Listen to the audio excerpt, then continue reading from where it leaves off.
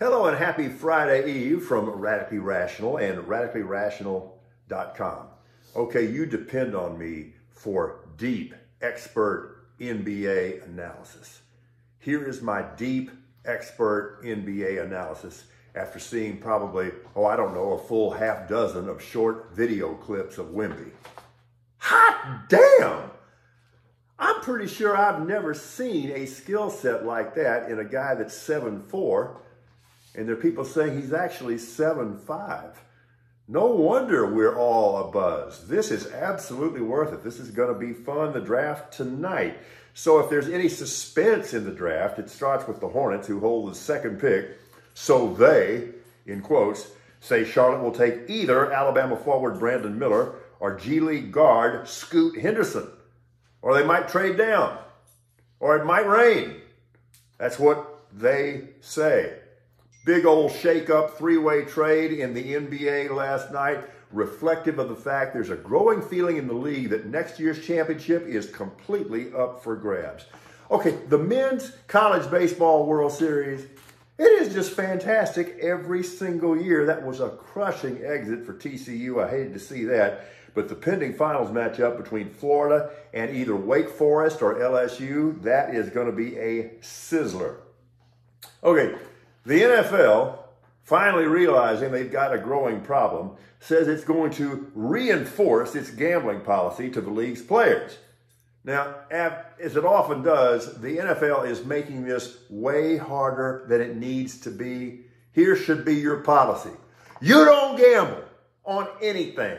Anywhere, doesn't matter where you are, doesn't matter whether you're in the facility, doesn't matter when it is, you don't gamble. All these fine print asterisks are just confusing players, and it's making the problem worse, not better.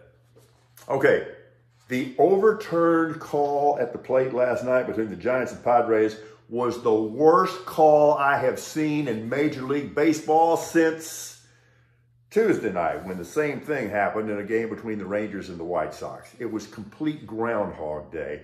Look, I know that Major League Baseball is trying to avoid train wreck collisions at the plate. I get that, but they're not giving these poor catchers a chance at all. What are they supposed to do? Draw a warm bath for base runners? This is just not good. Okay, I'm always looking for a reason to be optimistic about my Astros. And I'm pinning my hopes right now on Alex Bregman, who suddenly is glowing white hot after getting off to a stumbling start this season. And break up the Reds? The Cincinnati Reds have won 11 in a row? Most impressive. All right, you know you're going to get these obscure musical references from me. Remember 1975, Shirley and Company? Shame, shame, shame, shame, shame, shame, shame. Shame on you if you can't dance too.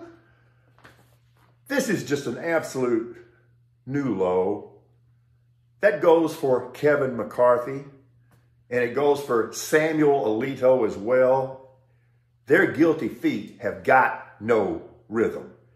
McCarthy's shameful decision to censure Adam Schiff for what?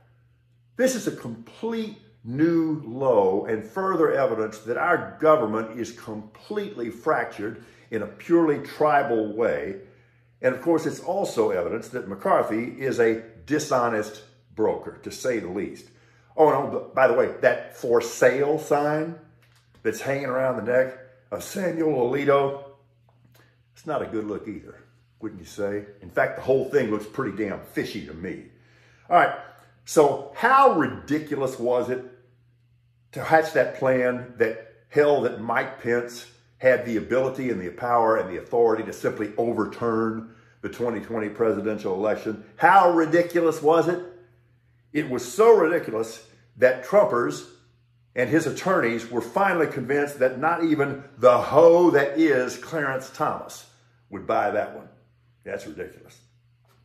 Finally, and there's going to be a lot of debate about this, you may not agree with me at all, but I'm going to say it.